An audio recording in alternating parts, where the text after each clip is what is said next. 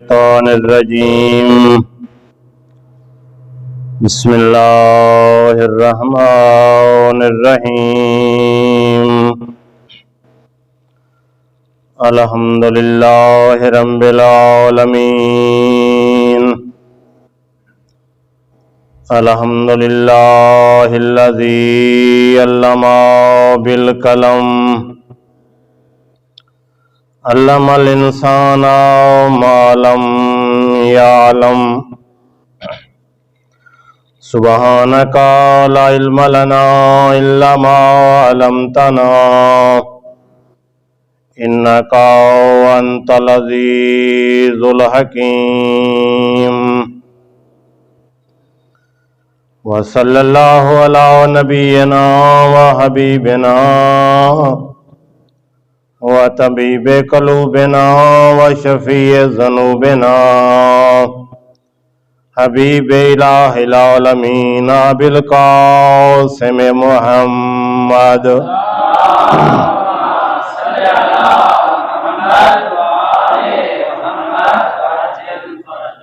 وعلى أهل بيته الطيبين الطاهرين المعصومين ولعنة الله على أعدائهم أجمعين ملعونين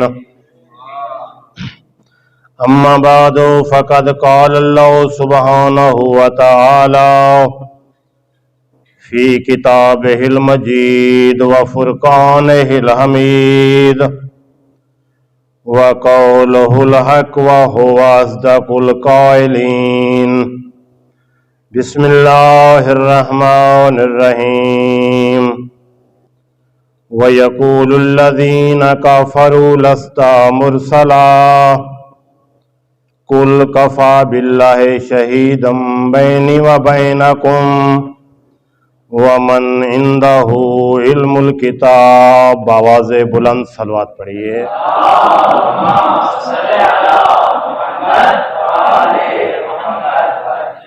مجلس کی قبولیت کے لیے ایک مرتبہ پھر صلوات پڑھیے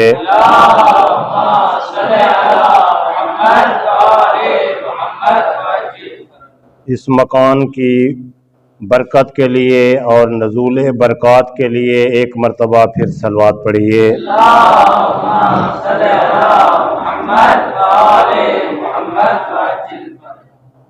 محترم سامعین، خداوند عالم نے سورۃ مبارکہ رعد کی اس آیت مجیدہ میں ارشاد فرمایا ہے یقول الذین کافروا لست مرسلا، کہ جو لوگ کافر ہیں وہ کہتے ہیں کہ آپ رسول نہیں ہیں۔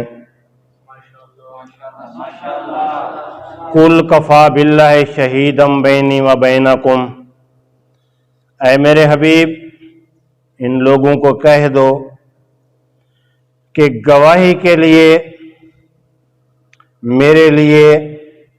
میرے اور آپ کے درمیان اور رسالت کو ثابت کرنے کے لیے اللہ کافی ہے۔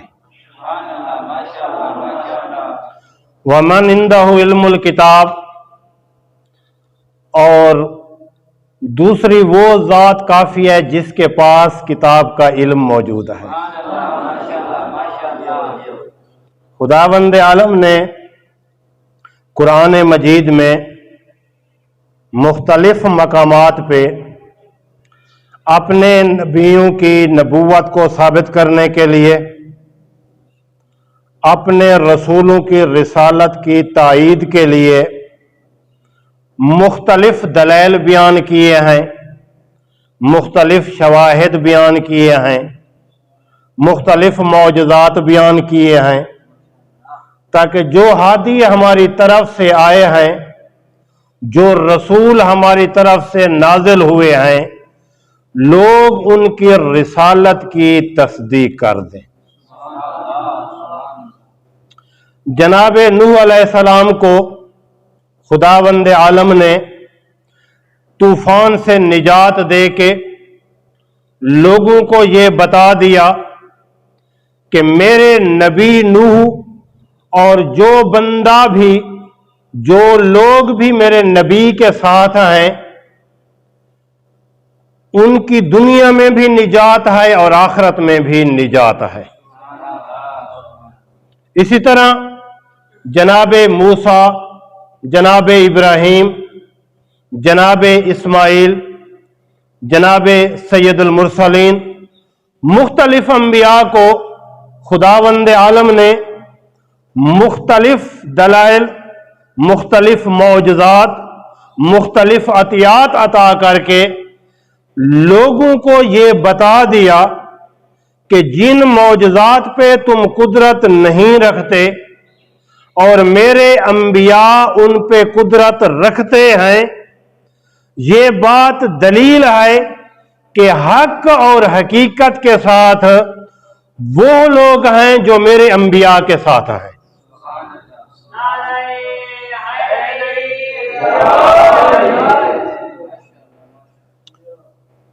اللہ کی جو گواہی ہے انبیاء کے لیے، وہ یہ نہیں ہے کہ زبان کے ذریعے، کلام کے ذریعے گواہی دی جائے، بلکہ خداوند عالم نے اپنے انبیاء کی تصدیق کے لیے جو گواہی کا اہتمام کیا ہے وہ ہیں معجزات۔ ابراہیم کی صداقت پہ جو گواہی ہے وہ آگ کا ٹھنڈا ہو جانا ہے۔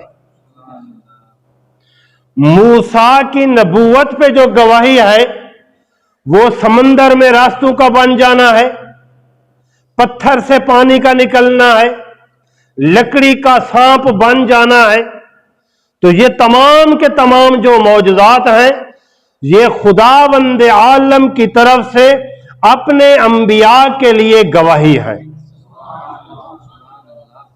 جناب عیسیٰ کا مردوں کو زندہ کرنا، پرندوں میں روح پھونکنا، مردوں سے کلام کرنا، یہ جناب عیسیٰ کی نبوت پہ خداوند عالم کی طرف سے گواہی ہے۔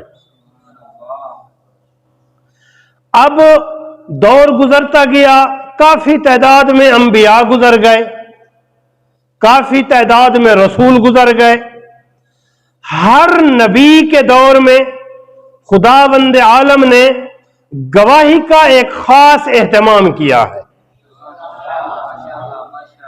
جیسا کہ آپ لوگ جانتے ہیں معجزات جو ہوئے ہیں، اپنے انبیاء کی حفاظت کی ہے، مشکل وقت میں نجات دی ہے۔ لیڈر کی ایک خصوصیت خداوند عالم نے تکوینی طور پہ بنا دی ہے، وہ یہ ہے کہ جو بھی کسی قوم کا لیڈر ہوتا ہے وہ جسمانی اور روحانی عیب سے پاک ہونا ضروری ہے اس کے لیے۔ جو بھی رہنما ہوتا ہے، جو بھی لیڈر ہوتا ہے، اس کے لیے ضروری ہے کہ جسمانی اور روحانی عیب سے وہ پاک ہو، ورنہ وہ لیڈر اور رہنما بننے کی صلاحیت نہیں رکھتا۔ جتنے بھی انبیاء آئے ہیں خداوند عالم کی طرف سے، جسمانی اعتبار سے بھی ہر قسم کے عیب سے پاک تھے، کوئی بھی عیب نہیں تھا۔ ان اللہ اصطفاہ وزادہ فی العلم والجسم، ایک رہنما کے بارے میں قرآن نے فرمایا ہے کہ خدا نے اسے چن لیا ہے، اور اس کو چننے کی جو انتخاب کرنے کی جو وجہ ہے، زادہ فی العلم والجسم، علم اور جسم دونوں اعتبار سے خداوند عالم نے اس کو قوی بنا دیا ہے۔ تو کسی لیڈر میں جو دو خصوصیتیں ہیں، مانوی اور جسمانی، جسمانی اعتبار سے ہر عیب سے پاک و طاقتور ہو، اور مانوی اعتبار سے علم، تقوی اور شجاعت کے اعتبار سے اعلیٰ اور عرفہ۔ اور یہ تمام انبیاء میں، تمام رہنمائے قوم جو تھے اللہ کی طرف سے جو رہنما آئے ہیں، تمام میں یہ دونوں خصوصیات پائی جاتی تھی۔ گواہی دی گئی انبیاء کے لیے، معجزات عطا کیے گئے انبیاء کو، تصدیق کی گئی انبیاء کی، بعض لوگوں نے اس کو مانا اور اکثر نے جھٹلا دیا۔ अक्सर ने कबूल नहीं किया। अब एक ऐसा दौर आ गया कि जिस दौर में जिहालत इंतहा पे थी, जिसको ज़माना जहलियत कहा जाता है तारीख में, जिहालत अरूज पे थी, जिहालत की इंतहा थी कि लोग अपनी औलाद को, अपनी बेटियों को जिंदा दफन कर देते थे। ये जिहालत की इंतहा है। ये लड़ाई झगड़े होते रहते हैं, ये जंगें होती रहती हैं, ये नफरतें होती रहती हैं, लेकिन अपनी औलाद को कत्ल करना और वो भी जिंदा उनको दफन करना, ये जिहालत और गुमराही की इंतहा है। और ये ऐसा दौर था कि जिस दौर को तारीख इस्लाम में, बल्कि तारीख आलम में जो जमाना जहलियत के साथ याद किया जाता है। इतनी जहलियत थी उस दौर में।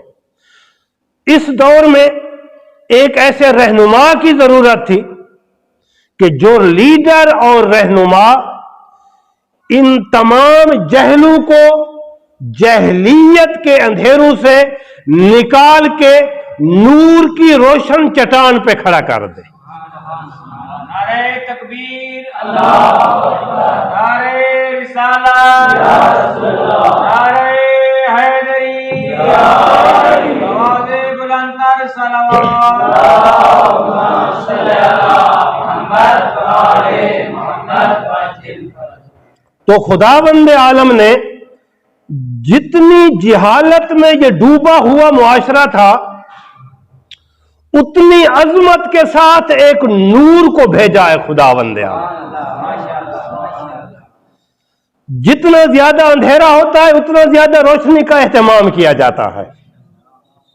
तो यहां पे अंधेरा ज्यादा था, यहां पे जिहालत ज्यादा थी, जहां पे गुमराही ज्यादा थी, इसलिए एक ऐसी जात की जरूरत थी, इसलिए एक ऐसे नूर की जरूरत थी कि जो इस मुआशरे को इस तरह मुनव्वर कर दे कि दोबारा जिहालत का जहां नाम निशान भी न रहे।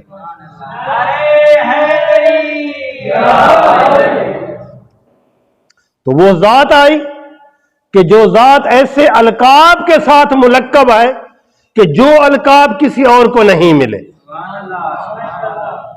ऐसे अफआल के साथ वो जात मुरत्तब है कि जो अफआल किसी और ने अंजाम नहीं दिए। उस जमाने में रसूल इस्लाम को खुदावंद आलम ने भेजा, हुवल्लज़ी बासा फिल उम्मिय्यीन रसूलन मिनहुम।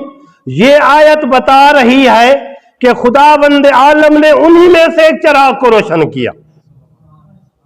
जितनी जिहालत और गुमराही थी उन्हीं में से एक चिराग को रोशन किया। ये अब्दुल्ला के घर से चिराग रोशन हुआ। और घर क्या था? एक सादा सा घर था, एक गुर्बत का घर था, एक यतीमी का घर था, और पत्थरों से बना हुआ घर था। और अरब में कोई मशहूर और मारूफ ये बिल्डिंग नहीं थी, लेकिन खुदावंद आलम ने उस घर में ऐसे चिराग को रोशन किया कि जिसकी रोशनी ने जमीन के हर हर खत्ते को रोशन कर दिया है।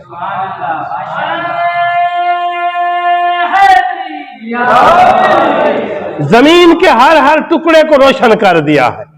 और रोशन इस तरह किया है कि वो रोशनी फिर बुझने वाली नहीं है, बल्कि कयामत तक जितने दिन गुजरते जाते हैं, जितने लम्हात गुजर रहे हैं, जितनी साआत गुजर रहे हैं, वो रोशनी कम नहीं हो रही, बल्कि दिन ब दिन उसकी रोशनी में इजाफा हो रहा है।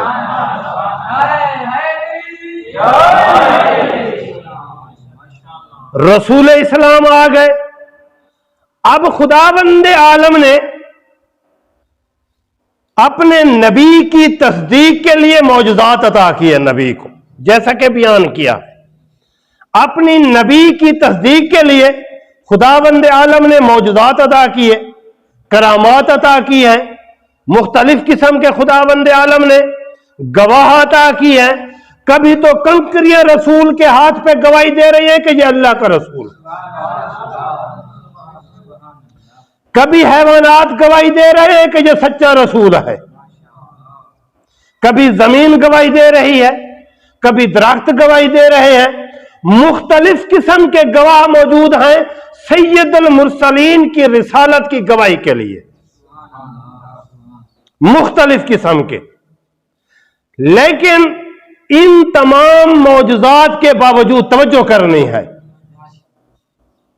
इन तमाम मौजूदात के बावजूद, इन तमाम गवाहों के बावजूद खुदावंद आलम की मशीयत में दो ऐसे गवाहों की जरूरत थी कि जो इन तमाम गवाहों से आला और अरफा हो। ये तमाम जो गवाहियां मिली हैं रसूल के लिए, रसूल की नबूवत के लिए, रसूल की सदाकत के लिए, चांद की गवाही हो गई, सितारों की गवाही हो गई, कंकरियों की गवाही हो गई, हैवानों की गवाही हो गई, अशजार की गवाही हो गई, दरख्तों की हो गई, इंसानों की हो गई। तमाम गवाहियों के बावजूद दो ऐसे गवाहों की जरूरत थी कि जिसको ठुकराने की कोई गुंजाइश बाकी न रहे, जिसको ठुकराने के लिए किसी के पास कोई उज़र ना हो। अब खुदावंद आलम ने जिब्राइल को हुक्म दिया कि मेरे नबी की रिसालत को आप भी कबूल नहीं कर रहे लोग, मेरे नबी की नबूवत को आप भी झुठला रहे हैं लोग, अब ये आयत लेके जा और मेरे हबीब को कह दो कि अब दो ऐसी गवाहें खुदावंद आलम आपको अता कर रहा है, ऐसी गवाहियां, ऐसे शवाहिद अता कर रहा है कि जिसके बाद अब जुठलाने की गुंजाइश नहीं है। जिब्राइल आए। अच्छा, कुरान मजीद में जहां भी लफ्ज कुल इस्तेमाल हुआ है, जहां भी कुल इस्तेमाल हुआ है, मुतअद्दिद मकामात पे लफ्ज कुल इस्तेमाल हुआ है, कुल जहां भी इस्तेमाल हुआ है, मुफस्सरीन फरमाते हैं कि ऐसे मवारिद में रसूल इस्लाम पे सवाल होता था और उसको इंतजार होती थी जवाब के लिए जिब्राइल अमीन की। कुल्ला असलकुम अलैहि अजरन इल्लल मवद्दत फिल कुर्बा, उसमें भी लोगों ने सवाल किया और रसूल ने इंतजार की जिब्राइल अमीन की। इसी तरह कुल हुवल्लाहु अहद में, कुल या अय्युहल काफिरून में, मुख्तलिफ मकामात पे। तो यहां भी लोगों ने जब जुटलाया तो खुदावंद आलम ने फरमाया कि ऐ जिब्राइल जाओ मेरे हबीब के पास और उसको कहो कि लोगों को ये दो गवाहियां बता दे। कौन कौन सी गवाहियां? यक़ूलुल्लज़ीना काफ़रू लस्ता मुरसलन, काफिर मुनकर लोग कहते हैं कि आप रसूल ना हो।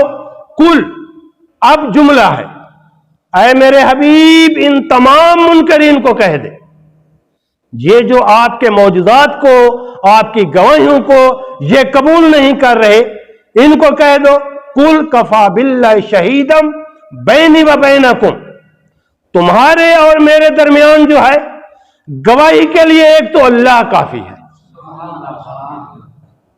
और वो जात कि जो अलीम बिज़ाति सदूर है, जो खालिक के मखलूक है, जो रब्बुल अरबाब है, जो राज़े के मरज़ूक है, तमाम कायनात के ये मादी और मानवी पे जिसका कंट्रोल है, जिसका तसल्लुत है, जिसकी कुदरत है, जो दिलों के राजू को जानता है, हर किस्म की गवाही के लिए एक तो काफी है मेरी वो जात कि जो हर ऐब से मुबर्रा और मुनज़्ज़ा है।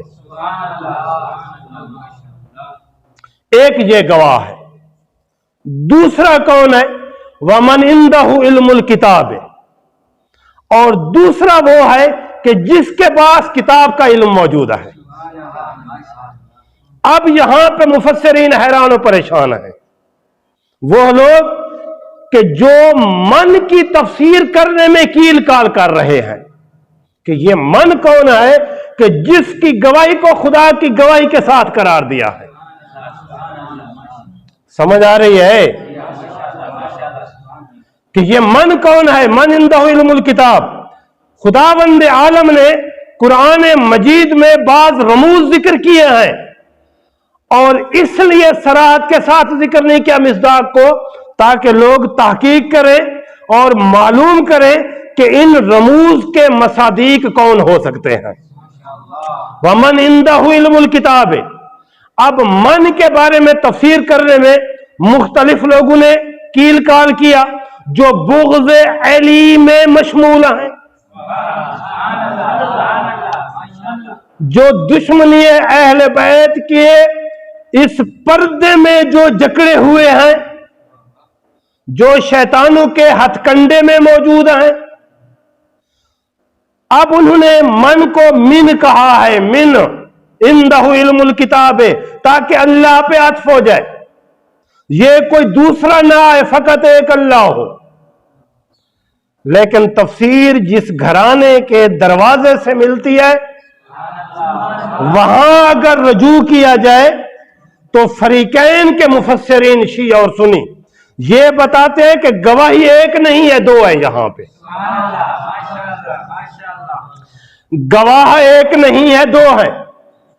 اور جو علم لغت کے ماہر ہیں وہ یہ بتاتے ہیں کہ اللہ کی گواہی کے ساتھ جس ذات کی گواہی کا ذکر کیا گیا ہے وہ کوئی عام گواہ نہیں ہے۔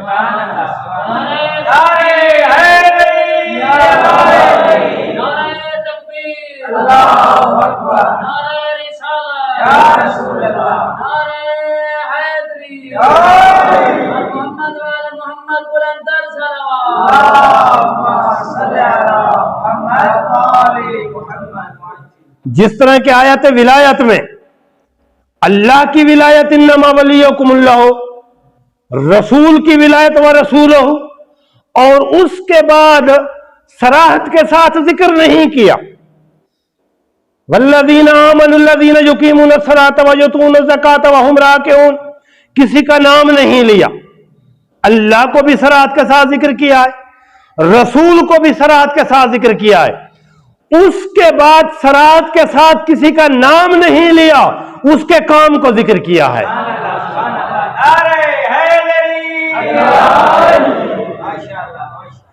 اس کے کام کو ذکر کیا ہے، کیونکہ کام ایک ایسا ہے کہ جو علی کے علاوہ کوئی کر نہیں سکتا یہ کام۔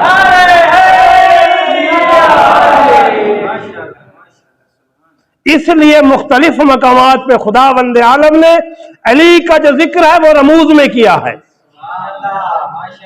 آیت ولایت میں اللہ کی ولایت کے ساتھ، رسول کی ولایت کے ساتھ علی کی ولایت کو ذکر کر کے یہ بتا دیا ہے کہ ان تین ولایتوں کے علاوہ کسی اور کی ولایت نہیں ہو سکتی۔ اسی طرح اس آیت میں جو ابھی بیان کی ہے گواہی والی آیت، اس میں خداوند عالم نے اپنی گواہی کے ساتھ من عنده علم الکتاب، اس کی گواہی کو ذکر کر کے بتا دیا ہے کہ جس طرح وہ ذات کبریا ہر عیب سے منزہ اور مبرہ ہے، جو اس کے بعد گواہ ہے وہ بھی اسی طرح ہر عیب سے پاک و پاکیزہ ہے۔ شان اہل بیت و آل بلندر صلوات، صلی اللہ محمد و آل محمد وجل۔ تو تمام مفسرین کا جو حق پہ ہیں، جو حق و حقیقت بیان کرتے ہیں، ان کا اتفاق ہے، اجماع ہے کہ یہ من سے مراد وہ ذات ہے جو رسول کے بعد کائنات سے افضل ہے، انبیاء سے افضل ہے، اولیاء سے افضل ہے، تمام مخلوق سے افضل ہے، وہ ابو الحسن علی ابن ابی طالب کے علاوہ کوئی اور نہیں ہو سکتا۔ اب رسول کے لیے گواہی آ گئی، بس مختصر کر رہا ہوں، گواہی آ گئی۔ اس کے بعد رسول اسلام کی یہ محنت جو ہے اسلام کی ترویج کے لیے، خداوند عالم نے رسول کی زندگی کے اختتام میں بہت اہتمام کیے ہیں۔ پہلا اہتمام، بس ترتیب کے ساتھ بیان کر رہا ہوں، پہلا اہتمام کیا ہے؟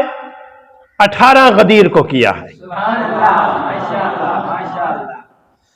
مکہ کی زندگی، مدینہ کی زندگی، رسول محنتیں کرتے رہے، تلواریں چلاتے رہے، گھوڑے دوڑاتے رہے، تیر چلاتے رہے، نیزے چلاتے رہے، مجاہدین دوڑتے رہے، سب کچھ کرتے رہے، لیکن اتمام نعمت جو تھی اور اکمال دین جو تھا وہ کیا تھا؟ ایک ایسے نقطے پہ موقوف تھا کہ جس میں نہ تو جنگ جدال ہوئی ہے، سبحان اللہ، ماشاءاللہ۔ نہ تو تلواریں چلی ہیں، نہ تو نیزے چلے ہیں، نہ ہی کوئی مجاہدین دوڑے ہیں، نہ ہی میدان جنگ ہوا ہے، بلکہ ایسے مورد میں یہ اتمام رسالت اور نعمت جو ہے ایسے ماحول میں ہوئی ہے کہ جس ماحول میں ایک ایسا آلہ استعمال ہوا ہے کہ جو تمام آلات سے طاقتور تھا، سبحان اللہ، اور وہ تھی لسان الصادقین سید المرسلین کی زبان مبارک، سبحان اللہ، نعرہ حیدری، جس میں جناب نے فرمایا کہ من کنت مولا فہذا علی مولا۔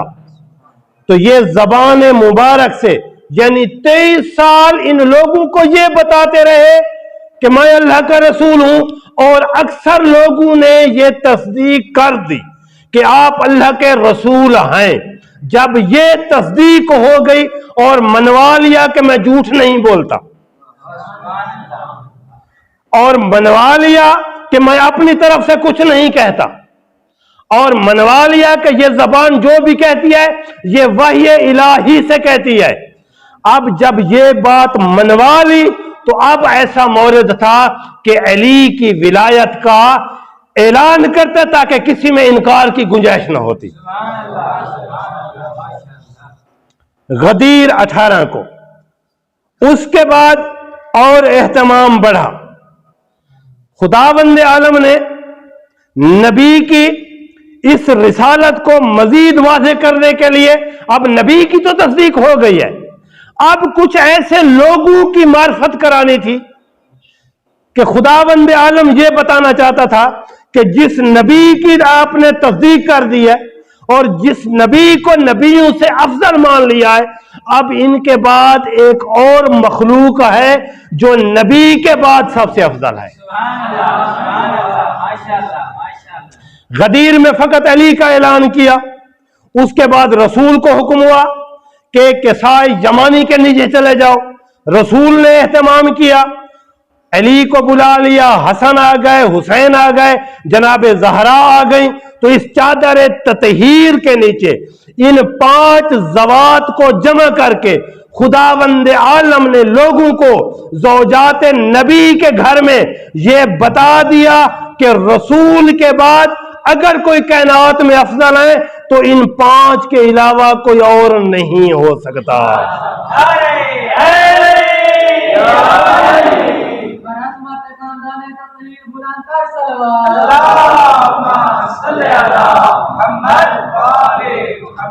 اس کے بعد تصدق بالخاتم، انگوٹھی کی زکوٰۃ، خداوند عالم نے علی ابن ابی طالب کو اس کا مصداق بنا کے لوگوں کو بتا دیا کہ نماز پڑھنے والے بھی علی اور علی والے ہیں،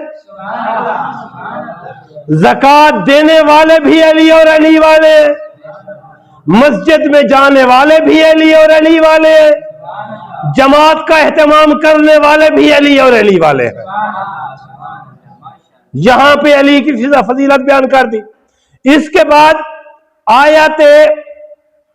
کے بعد سورت دہر نازل کی، جس میں یطعمون الطعام علی حبہ مسکینا و یتیما و اسیرا، اس آیت کا مصداق خانوادہ رسالت کو بنا کے یہ بیان کر دیا ہے کہ میری مخلوق کی اگر کوئی مدد کرنے والا ہے اور میرے دین کے لیے اگر کوئی قربانی دینے والا ہے تو خانوادہ رسول کے علاوہ کوئی اور نہیں ہو سکتا۔ اس کے بعد آخری جو آج کی مناسبت ہے، مباہلے کا جو دن ہے، اچھا یہ جو ہفتہ گزرا ہے نا، علمی نقطہ، یہ جو ہفتہ گزرا ہے اس کو اسبوع ذہب کہا جاتا ہے۔ सुनहरी हफ्ता, पूरे साल में कीमती तरीन अयाम, पूरे साल में इसको असबुए विलायत कहा जाता है। विलायत का हफ्ता 18 से शुरू होता है और 24 में मुकम्मल हो जाता है। इसमें बहुत सी मुनासबात है, आप लोगों ने इसको इसी तरह जिक्र करना है। 18 को अली की विलायत का ऐलान किया, उसके बाद अली ने जो ज़कात दी उसका ऐलान कर दिया, उसके बाद अहले बैत की तहारत का ऐलान किया, आयत ततहीर नाज़िल हुई, उसके बाद अहले बैत के इन्फाक का जिक्र कर दिया कि ये ज़कात देते हैं। उसके बाद आखिरी जो मौरिद था वो 24 को था, और खुदावंद आलम ये चाहता था कि अब दीन की हिफाजत इस तरीके से की जाए कि जिसके बाद दीन की हिफाजत के लिए इन ज़वात के अलावा किसी और की जरूरत न रहे। कुफार और मुशरिकीन को तलवार के जरिए मनवा लिया, यहूदियों को और मजूसियों को रसूल इस्लाम ने जिजिया के जरिए मनवा लिया, मुख्तलिफ तौरों के जरिए। अब एक ऐसा गिरोह था कि जिनको मनवाने के लिए एक मानवी ताकत की जरूरत थी। यह नसारा का गिरोह था, ये नहीं मान रहे थे। मोबाइल लेकर निकले, रसूल को हुक्म हुआ कि आए मेरे हबीब, कुल, फिर कुल आ गया है, नदू अबनाना व अबनाकुम व निसाना व निसाकुम व अनफुसना व अनफुसकुम। तो जनाब को यह हुक्म हुआ कि तुम अपनी औलादों को बुलाओ, हम अपनी औलादों को बुलाते हैं। तुम अपनी खवातीन को बुलाओ, हम अपनी खवातीन को बुलाते हैं। तुम अपने नफ्सों को बुलाओ, हम अपने नफ्सों को बुलाते हैं। उसके बाद मुबाला करते हैं, उसके बाद झूठे पे हम लानत भेजते हैं। अब ये जुमले बहुत मुश्किल हैं यहां इस आयत में, और ये रसूल की तरफ से नहीं है, कुल का लफ्ज कह के बता दिया है कि रसूल जो कह रहा है रब्बे जलील की तरफ से है। इस तरह इसे एहतमाम के साथ करना है कि रब्बे जलील की तरफ से है। अब खुदावंद आलम ने हुक्म दे दिया कि बुलाओ तुम अपनी औलादों को, हम अपनी औलादों को बुलाते हैं। सीगा जमा का इस्तेमाल हुआ है, औलादों को बुलाओ, औरतों को बुलाओ, अपने नफ्सों को बुलाओ। सीगा जमा का इस्तेमाल हुआ है। वजह क्या है कि रसूल मुफरद लेके गए। सोचने की बात है ना, वजह क्या है? वजह यह है कि पहली बात तो यह है कि औलाद में हसन और हुसैन के अलावा रसूल की औलाद का मिस्दाक इस मौरद में कोई और नहीं था। ज़हरा थी लेकिन उसका मौरद और था, आगे आ रहा। नफूस में अली के अलावा रसूल का और कोई नफ्स नहीं था। निसा में ज़हरा के अलावा कोई और खातून नहीं थी जो इस आयत का मिस्दाक बन सकती।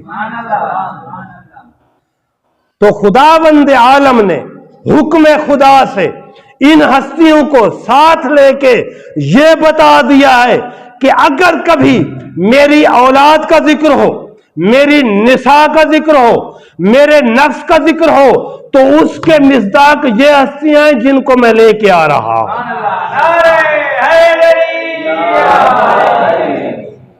अब ये तारीखी फतह थी, इसलिए इतनी अजमत के साथ इतना एहतमाम किया है खुदावंद आलम ने, अपने नबी को बताया है। अब बहुत ही पुरकशिश और अजीम मंजर है। यहां पे रसूल निकले हैं अपने घर से, तवज्जो करनी, घर से निकले हैं रसूल इस्लाम। अब जो रावी हैं यहां पे, जो मुफस्सरीन हैं, वो मुख्तलिफ किस्म की यहां पे रिवायतें जिक्र की हैं। एक बात पे इत्तेफाक है जिसको ज़मख़शरी ने तफसीर कशाफ में जिक्र किया है। वो कहते हैं कि रसूल जब मदीना से अपने घर से निकले हैं तो मंजर क्या था। रसूल मरकज रिसालत थे, अली मरकज विलायत थे, हसन और हुसैन जो थे और जनाब ज़हरा थी वो मरकज इस्म तहारत थी। तो अब रसूल इस्लाम के बारे में ज़मख़शरी लिखते हैं کہ امام حسین کو اپنے سینے کے ساتھ لگایا ہوا تھا. توجہ کرنی ہے، منظر کو دیکھنا ہے. حسن کو، حسین علیہ السلام کو اپنے سینے سے لگایا ہوا تھا، اٹھایا ہوا تھا. اخذن بید الحسن، رسول اسلام نے حسن کی انگلی پکڑی ہوئی تھی. وفاطمہ تو تمشی خلفہ، اور زہرا سلام اللہ علیہا رسول کے پیچھے چل رہی تھی. والعلی خلفہا، اور علی زہرا کے پیچھے چل رہے تھے. کتنا خوبصورت منظر تھا. یہ اہتمام کے ساتھ جب نکلے ہیں، رسالت نے ایک امامت کو اٹھایا ہوا ہے، دوسری کی انگلی پکڑی ہوئی ہے. عصمت و طہارت کی مالکہ سید زہرا رسول کے پیچھے ہے، اس کے پیچھے علی مرتضیٰ ہے. تو یہ اتفاق نہیں ہے کہ بس چل پڑے ہیں جس طرح ہم چل پڑتے ہیں. نہیں نہیں، یہ سارے کا سارا جو اہتمام تھا یہ عرش اولا سے تھا کہ آپ نے اس طرح چلنا ہے، آپ نے اس طرح کرنا ہے. حسن کو یہاں رکھنا ہے، حسین کو یہاں رکھنا ہے، زہرا نے یہاں سے چلنا ہے، علی نے یہاں سے چلنا ہے. یہ بتانا چاہتے تھے کہ رسول امامت کے ساتھ شفقت کرنے والے ہیں، دوسری امامت کو ساتھ چلانے والے ہیں.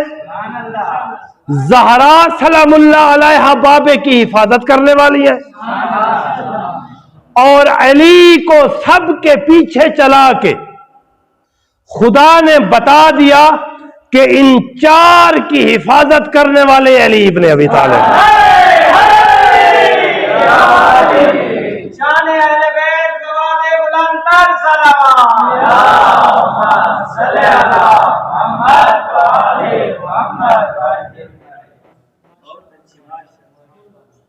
اب نصارہ نے دیکھ لیا کہ کون آ رہے ہیں، مسلمانوں پہ اثر نہیں ہوتا. مسلمان موجودات بھی پڑھتے ہیں، فضائل بھی پڑھتے ہیں، سب کچھ پڑھتے ہیں، لیکن اثر نہیں ہوتا. یہ نصارہ تھے. جب دیکھا ہے کہ اس اہتمام کے ساتھ آ رہے ہیں، تو ان کا جو بڑا عالم دین تھا، جس نے تورات بھی پڑھی ہوئی تھی، جس نے انجیل بھی پڑھی ہوئی تھی، جس نے قرآن کا مطالعہ بھی کیا ہوا تھا، جس نے آسمانی صحائف کو بھی پڑھا ہوا تھا، وہ ایک جملہ کہتا ہے، تاریخی جملہ، اپنی قوم کی طرح مخاطب ہوتا ہے اور کہتا ہے کہ اے میری قوم، یہ جو ذوات آ رہی ہیں، یہ جو ہستیاں آ رہی ہیں، یہ جو لوگ آ رہے ہیں، مجھے عیسیٰ کی قسم، اگر یہ لوگ اس پہاڑ کو حکم دیں کہ یہاں سے چلا جا، تو یہ پہاڑ بھی اپنی جگہ سے ہٹ جائے گا.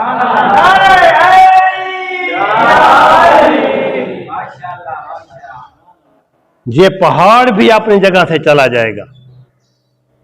آپ کون ہو ان کا مقابلہ کرنے والے؟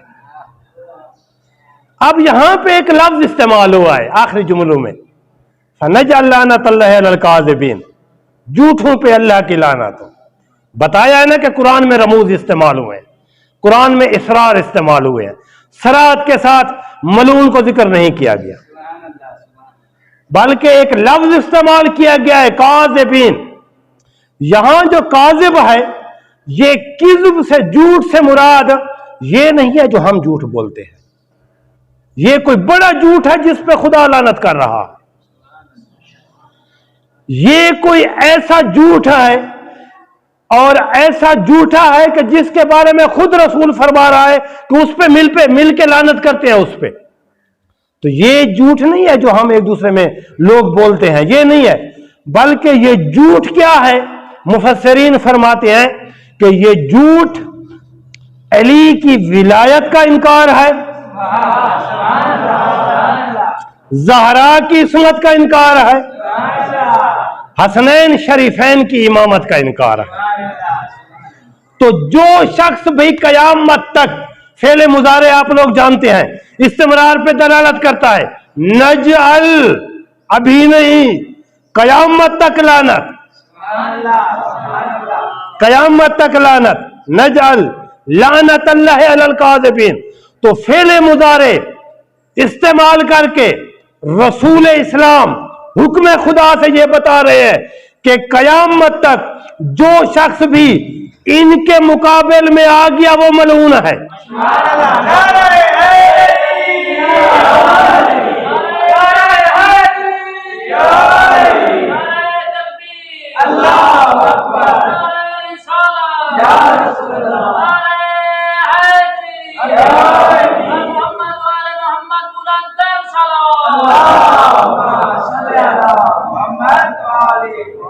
جو بھی آ گیا وہ ملعون ہے.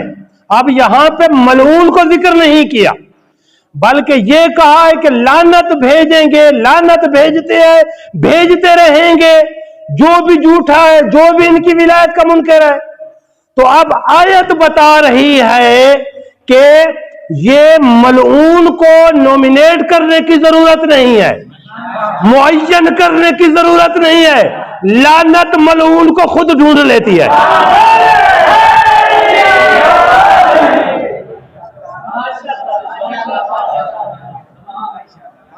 خود ڈھونڈ لیتی ہے, ضرورت نہیں ہے.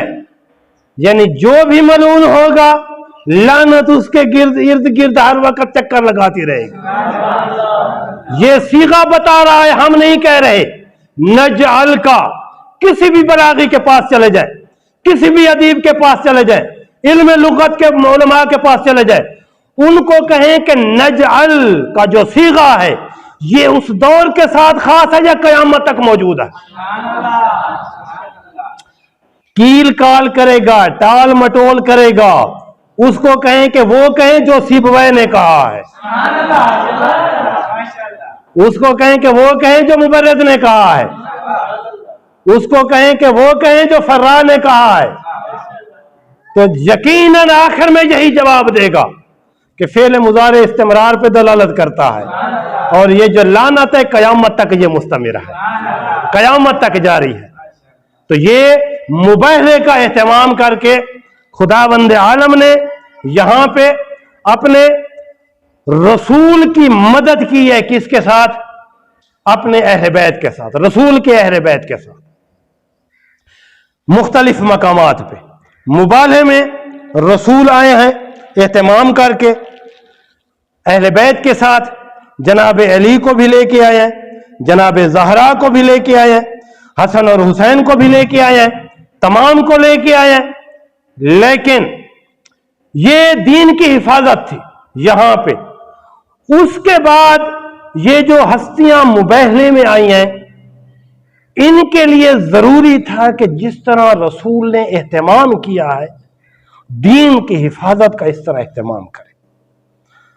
اب ہر نے اپنی اپنی ذمہ داری نبھائی. رسول کے بعد جناب زہرا تھی, جناب زہرا نے اپنی ذمہ داری نبھائی ہے. اس کے بعد جناب علی مرتضیٰ تھے. روایت یہی کہتی ہے کہ رسول کی وفات کے بعد, رسول کی شہادت کے بعد, رسول کے چلے جانے کے بعد اکثر راتوں میں علی ابن ابی طالب جناب زہرا کو خچر پہ بٹھاتے تھے اور اس کی لگام کو پکڑتے تھے مدینہ کی گلیوں میں اور کہتے تھے اے لوگو یہ رسول کی بیٹی ہے, میں نفس رسول ہوں. یہ وہ ہے کہ جو آیت تطہیر کی مصداق ہے, یہ وہ ہے کہ جو آیت مبالغہ کی مصداق ہے, یہ وہ ہے جو سورت دہر کی مصداق ہے. اب یہ کہہ رہی ہے کہ رسول کے بعد علی ابن ابی طالب ولی ہے, تو علی کی مظلومیت اس سے زیادہ کیا ہو سکتی ہے کہ رسول کی بیٹی اور اپنی بیوی کو مدینہ کی گلیوں میں اس لیے چکر لگوا رہے ہیں تاکہ لوگ علی کی ولایت کو تسلیم کر لیں. اب علی کا دور گزر گیا ہے. اب ایک ایسا دور آیا کہ جہاں پہ ضرورت تھی ایک ایسے رہنما کی کہ جو ان منکرین رسالت, منکرین امامت کے سامنے نکلے. وہ کیا تھے؟ مدینہ سے اہتمام کر کے نکلے ہیں. حسین ابن علی نکلے ہیں, مدینہ سے نکلے ہیں, اور یہ ایام ازا ہیں. یہاں پہ ضروری ہے ہمارے لیے ذکر کرنا. हुसैन की मजलूमियत को, जिस तरह रसूल इस्लाम मुबाला के लिए निकले थे मदीना से, इसी तरह हुसैन जो है मदीना से निकले हैं दीन की हिफाजत के लिए। अब निकलने का अंदाज मुख्तलिफ है। जब मुबाला के लिए रसूल निकले थे तो जहरा के सर पे चादर थी, अली मौजूद थे हिफाजत करने वाले, हसन और हुसैन मौजूद थे, खुद रसूल इस्लाम मौजूद थे। लेकिन जब हुसैन निकले हैं, एक तो रात को निकले हैं और दूसरा हुसैन को यकीन था कि मैंने वापस मदीना में नहीं आना। हुसैन को यकीन था कि मेरी बहनों की चादरें नहीं बचनी। हुसैन को यकीन था कि करबला में ये सब कुछ कुर्बान हो जाना है। हुसैन को यकीन था कि ये काफिला लूट जाना है। अब करबला में आप देखें, हुसैन की कुर्बानियां देखें। करबला में हुसैन ने सब कुछ कुर्बान कर दिया है। अपनी बहनों की चादरें भी कुर्बान कर दी हैं, अपने बेटे भी कुर्बान कर दिए हैं, अपनी औलादें भी कुर्बान कर दी हैं, अपने असहाब भी कुर्बान कर दिए हैं। बस जब रसूल की नवासी जब आई है ना मकतल में, तो मकतल में आई है तो आयत ततहीर का मिज़दाक हुसैन, आयत मुबाला का मिज़दाक हुसैन। जब देखती है कि किस तरह आयत ततहीर के बने थे, जब देखती है कि किस तरह मुबाला के मिज़दाक बने थे, जब हुसैन को देखती है कि सर बदन के साथ नहीं है, आज़ाद जिस्म के साथ नहीं है, लिबास जिस्म पे नहीं है, तो एक जुमला कहती है, अंता खिल हुसैन, क्या तू मेरा भाई हुसैन है? क्या रसूल का बेटा तू है? क्या नहीं पहचानती थी? क्यों सवाल कर रही है? क्योंकि हुसैन की हालत ऐसी हो गई थी, हुसैन की कैफियत ऐसी हो गई थी कि आज़ाद जिस्म के साथ नहीं थे। फरमाते हैं, वाह मोहम्मदा, ऐ नाना रसूल, आ देख जिसको मुबाला में लेके गया था, जिसको आयत ततहीर का मिज़दाक बनाया था, जिसको कांधों पे उठाता था, वो ही हुसैन है, मुरम्मलुन बिद्दिमा, जिसके गुस्ल जो है वो करबला की खाक बन चुकी है, मकतूल आज़ा, जिसके आज़ा कट चुके हैं, मसलूबुल अमामत वर्रिदा, जिसका लिबास लूट लिया गया है। अला लानतुल्लाहि अलल कौमिज़ ज़ालिमीन व सयअलमुल लज़ीना ज़लमू अय्युल मुनक़लबिन यन्क़लिबून वल्हम्दुलिल्लाह।